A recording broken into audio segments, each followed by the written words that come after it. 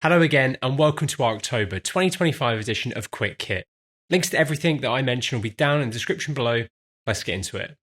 During a recent Instagram live stream celebrating their 10-year anniversary, IronGlass announced an upcoming series of compact mirrorless mount cinema lenses. These look to build on their existing range of fantastic rehouse optics, but go slightly back to their roots compared to their more recent high-end cinema-orientated optics. These new lenses have been designed for mirrorless mount cameras, so they'll be available in E, RF and Z mount, with them maybe exploring Fujifilm G and Leica M mount as well. The mounts will also be user interchangeable, which is great as you won't be locked down just to one mount. These look much more compact compared to their larger PL mount lenses, and that's because they want to design a set for smaller mirrorless cameras and for them to be used on the DJI Ronin 4D, which has become incredibly popular over the past few years. The housings look really nice, and if they are built to the same standard as their Soviet Mark II lenses, they'll be very solid and consistent. They are still cinema-style lenses, so they feature full markings and gears for focus control. One nice touch though is that the gears have been raised slightly and increased in width to make them better for manual focusing by hand. They are currently teasing these three lenses in the initial set, which look like they are based around Soviet optics. But I think it would also be really cool to see other compact vintage lenses from other countries like Japan and Germany in these housings as well. The lens that they had on stream had a 15-blade iris, internal focusing, and an 80mm front diameter. Details are pretty limited currently, as this is just a teaser of what's to come, but they should be priced at about half of the Soviet Mark II set, which should make them a pretty attractive option for many users who want a blend of compact modern mechanics and vintage optics. I'm really excited to see these in person, and with how popular the Cooke SP3s and Lights Hectors have become, I think these will be too. Aputure announced their latest fixture, the Storm 700X. This new 700-watt light joins their existing range of fixtures that use their fantastic Blair light engine, which can produce beautifully accurate light. A 700-watt fixture slots in nicely between the 400X and the 1200X, and I think this should be quite a popular one. It uses the ProLock locking Bowens mount, has loads of modifiers available for it, can be controlled a bunch of ways, and is IP65 weather protected. It looks to have some solid photometrics, and if you want to learn more about their Blair system, check out Aputure's excellent video explaining it, link to which is in the description. It's available to pre-order now for £1,764, including taxes. Cooke have fully announced their Pancro 65 lenses and said that they should be shipping in November of this year. These lenses are designed to cover the larger sensor cameras like the Alexa 265, Blackmagic Cine 17K, and Fujifilm Eterna that have hit the market recently. They are based around providing the same image characteristics as the original Pancros, but are tweaked to match the current range of modern Pancro lenses in their lineup. This means you have the option to use a Pancro lens across a range of different camera sensor sizes. There will be 6 focal lengths available, a 30mm t2.8, 40mm t2.8, 55mm t2.5, 75mm t2.5, 100mm t2.5, and a 152mm t2.9, which will be shipping next year. They come LPL mount as standard, have dual focus scales, and are priced at roughly £16,000 per lens, which, for a Cooke lens with an image circle of this size, I think is actually pretty good. We managed to borrow a couple of focal lengths from Cooke recently and get them onto a shoot earlier this year with the Ursa 17K, and they looked quintessentially Cooke. Let us know if you want to see us test these in the comments below. Nikon have finally started shipping their highly anticipated ZR. We have shipped quite a few of these to our customers already, and if you want to get your hands on one yourself, pre-orders are still open on our website.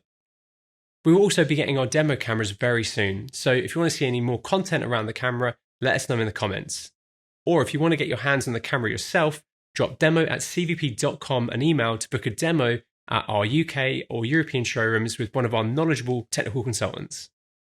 Nikon Japan has also released some details on an upcoming firmware update for the ZR, which should bring ProRes LT to the camera, which I think will be a great addition as it will give users a lower bitrate 10-bit 42 recording option. Up next, they released firmware version 3 for the Nikon ZF.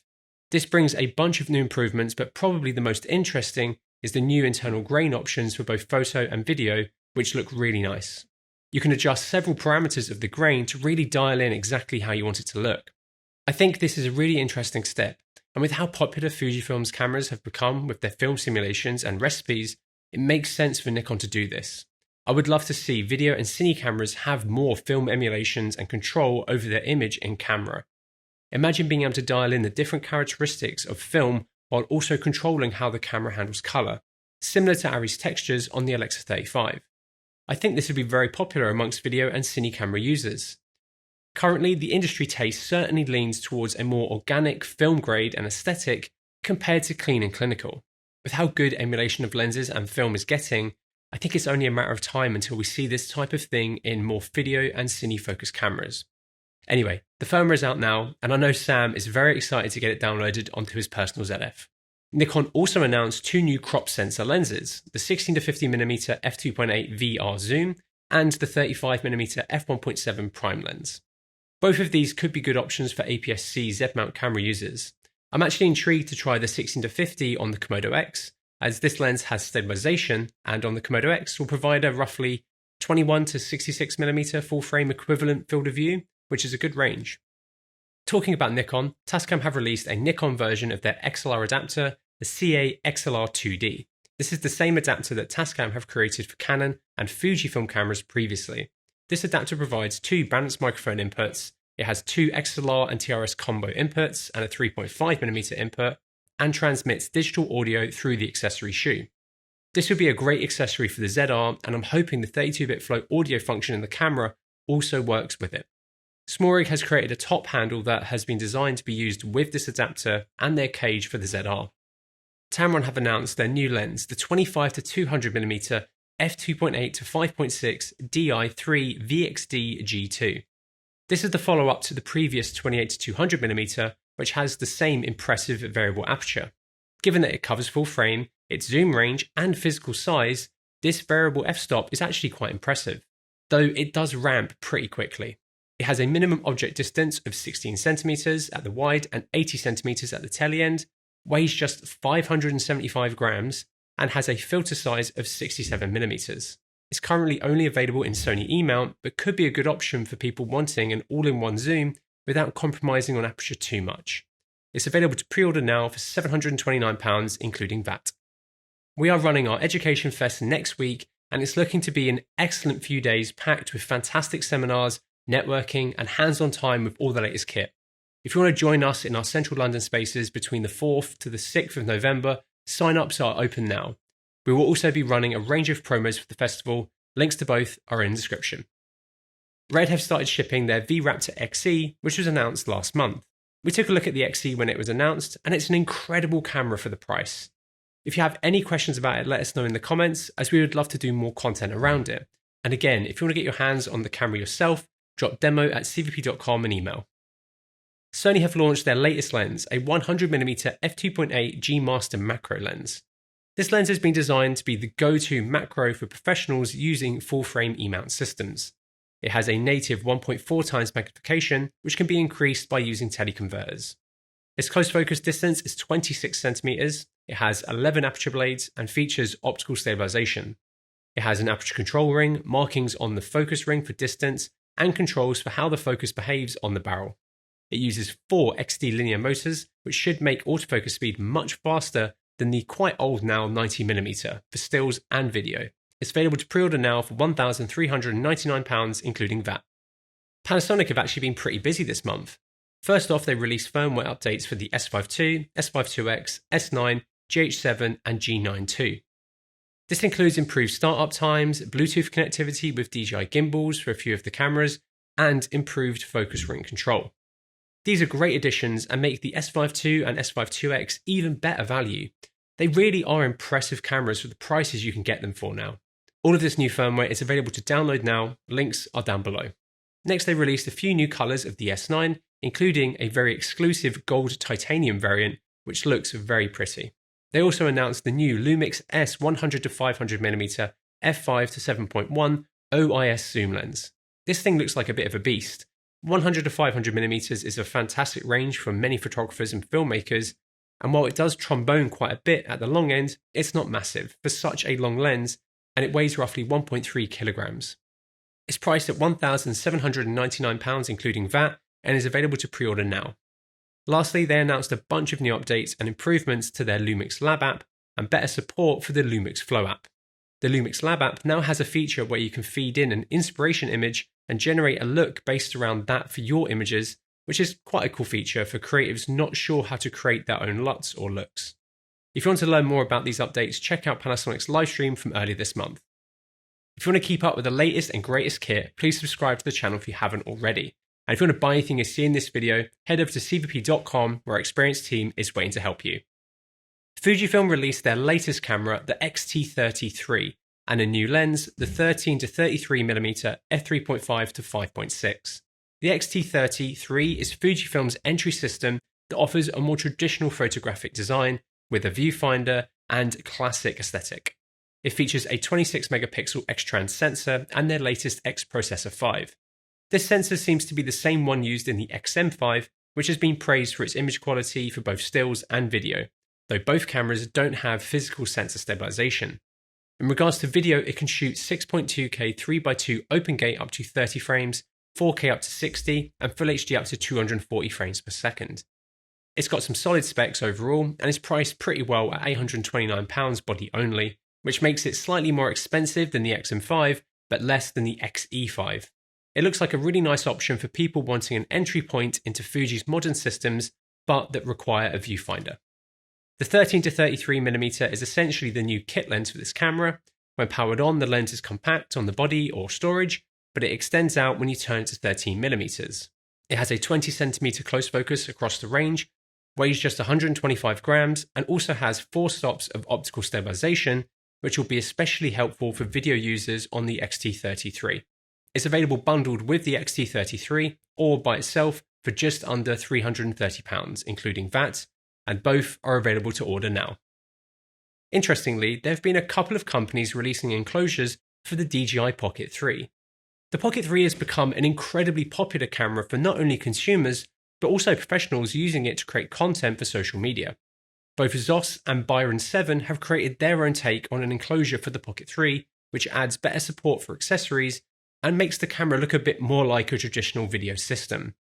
The Zoss one specifically smartly uses a mix of existing SMORI accessories, but it also is available separately without anything, so you can rig it up how you'd like.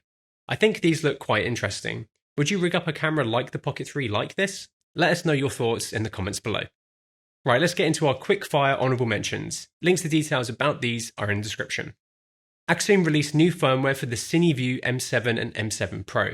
Adobe announced Premiere for the iPhone. Aputure released the IP25R, a 2110 to 12G STI and HDMI converter. Apple released a new version of the Vision Pro and M5 versions of the MacBook Pro and iPad Pro. Blazar announced L-mount versions of their Apex AF anamorphic lenses and have started shipping their Beetle series of lenses as well. Blackmagic released Resolve 20.2.2 and Camera App 3.1.2. Cinelux announced a red DSMC conversion kit for the Fujinon MK lenses. Cineparts showcased a transmission mounting bracket for the Sony FX9. Cordbag announced their new grid divide system, a new divider system for Peli cases which looks pretty nice. DJI released a firmware update for the Mavic 4 Pro. Elgato has introduced the Prompter XL, a larger, more professionally orientated teleprompter system with a 15.6-inch display. Godox announced 2 new bicolor LED fixtures, the ML80 by and the ML150 by.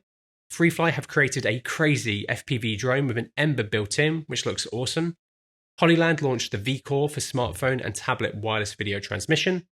HMY announced the Nova Series HD magnetic variable ND 3-32 with a built-in circular polarizer. Insta360 announced the Wave, a speakerphone with a range of AI tools built in. Leica announced their newest camera, the MEV1. Nanlux released 2 new ball modifiers for their BE and FE mount fixtures. Mid49 have released accessories for the Fujifilm Eterna and Canon C50. Polar Pro have released their Light Chaser 17 system for the iPhone 17 Pro and Pro Max, and their new center split filter, which looks like a pretty nice and expensive creative filter.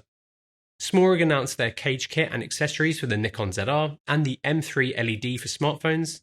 Strada have brought their service to mobile platforms. Tascam released the FR AV4, a 4-channel 32-bit float-filled recorder. Tilta announced the extended Pro monitor mount and a range of updates around the Nucleus M2. TLS have shown off that they are now offering their fantastic services rehousing Olympus OM lenses. TT Artisan released the 17mm f4 tilt shift lens for Sony E and Fujifilm GFX. Viltrox released their AF 85mm f2 Evo for Sony E mount. Zeiss have opened a closed beta for their Syncraft virtual lens technology. And lastly, Zoom announced the PodTrack P4 Next multi-track recording system for podcasting and the Instamic Pro Plus C, which is a compact 32-bit float recorder. If you enjoyed this, please make sure to subscribe ready for next month's Quick Kit, and let us know what kit you've picked up this month in the comments below. And thank you so much for watching.